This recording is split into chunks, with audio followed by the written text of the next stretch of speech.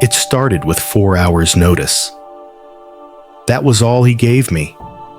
4 hours until his family and friends would be arriving, hungry, judging, and expecting a perfectly clean house, a full spread of food, and a woman with a forced smile pretending it was no big deal. And when he looked at me, casually tossing the news into our day like it was some light weather update, all I could do was stare at him in disbelief. 4 hours. That's how long I had to transform our messy, unstocked home into a space worthy of hosting his family. His family, the ones who whisper behind each other's backs and smile too wide. The ones who pretend they don't notice the dust or the empty fridge, but always notice and always talk. He knew that. He knew it better than anyone. And when I looked at him, waiting for some hint of guilt or shared responsibility, all he said was, "It doesn't matter. They don't care." But they do. And he knows they do. And he knows I know that. Still, he brushed it off, like my stress was just a bad attitude, like I was the one making things complicated. That day, I didn't clean. I didn't run to the store. I didn't start chopping vegetables or scrubbing the guest bathroom. That day, I grabbed my keys, walked out the door, and left. Because I couldn't keep pretending. Because I couldn't keep being the silent labor behind his social performances.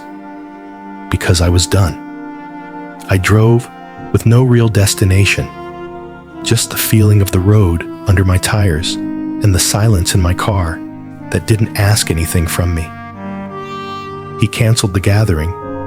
He canceled because I didn't play the part. Because without me doing the prep, the cooking, the invisible work, there was no party. Without me, there was no illusion of ease, no smiling hostess, no perfectly balanced plates. And now he sulks. Now he tells me I'm the problem, that I'm uptight, that I can't go with the flow. But here's the thing, going with the flow doesn't mean bending myself until I break. Going with the flow doesn't mean being his maid, his caterer, his cleaner, his emotional buffer. All I ever asked for was a couple of days' notice, time to get the house in order, to make a plan, to feel prepared. But even that, he says, is too much. And the worst part? He doesn't even try. He never offered to clean, never picked up a list and ran to the store, never opened a cookbook or checked if we even had enough plates. He invites people, and I'm expected to carry the load, always, without complaint, without warning. So this time, I didn't. When I got back home, hours later, the house was quiet. No laughter, no footsteps, no one ringing the doorbell. Just him, sulking. I asked him what he planned to serve for dinner, you know, for the guests that were supposed to come. He shrugged. I don't know. I guess it's good they're not coming over anymore. He said it like I ruined it, like my refusal to clean up his mess was the problem, like the fact that he had no food, no drinks, no plan. None of that mattered. Because to him, the only thing that mattered was that I didn't fall in line. This isn't the first time. This has happened again and again. The last-minute invites, the assumptions, the dismissiveness when I raise concerns. And every time, I tell myself I'll speak up louder, set the boundary firmer. And every time, he pushes back, calls me difficult, calls me uncooperative, makes me feel like I'm asking too much when all I want is respect. But here's the truth. I don't think he respects me at all. Because respect would mean asking, not telling. Respect would mean partnering, not expecting. Respect would mean looking around the room and seeing what needs to be done, and doing it, not dropping it in my lap and walking away. The most painful part isn't even the cleaning, or the shopping, or the cooking. It's the knowing that he sees how hard I work and chooses to look away. Knowing that he hears me when I say, I need help, and decides that's just noise. Knowing that he would rather cancel the whole thing than take on the work himself. Work he claims is not a big deal. If it's not a big deal, why didn't he do it? If it's so easy to go with the flow, why didn't he flow into the kitchen, into the living room, into the store? Why did he only flow into silence and blame? Now he wants to talk, wants to spin this into a story about how I'm rigid, how I ruined something that could have been simple and joyful. But this isn't joy. This is control disguised as spontaneity. This is weaponized irresponsibility. This is a man who wants the rewards of hosting without doing a single bit of the labor. And he wants to outsource it to his wife, with no warning, no gratitude, and no apology. So I left. And I'll do it again. If his idea of going with the flow is me running myself ragged while he lounges in the current, then he's going to have to get used to swimming alone. Because I'm done drowning for a man who won't even dip his toe in.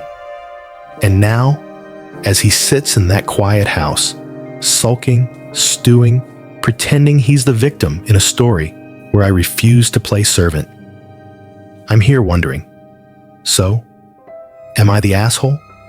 Or am I just the first one to say no? To say, I won't do this for you. To say, if you want guests, you host them.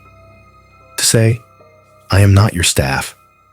I am not your scapegoat. I am your wife, and I deserve to be treated like one. Because I know how much work it takes to pull off a gathering. He knows too. He just hoped I'd forget, that I'd cave, that I'd prioritize his comfort over my own limits. But this time, I didn't. And the only thing more shocking to him than the silence of a canceled evening was the sound of my footsteps walking out the door. Not angry, not yelling, just done. So you tell me, is that going with the flow? Or is that finally finding the strength to stand still? Because I'm not sure anymore. But I am sure of this. I deserve better. He knows it. I know it. And maybe now, he's starting to understand what difficult really looks like. Not a woman who asks for respect, but a woman who demands it. So, am I the asshole? Or just the only one who finally refused to pretend? And now, a message from the host.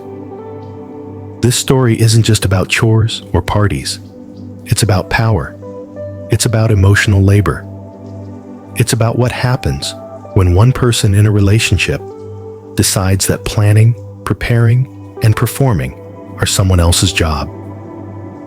It's about all the quiet assumptions that pile up until they break someone. To everyone listening, if you've ever felt invisible while doing the hard work behind the scenes, if you've ever been called difficult just for asking to be seen, you're not alone.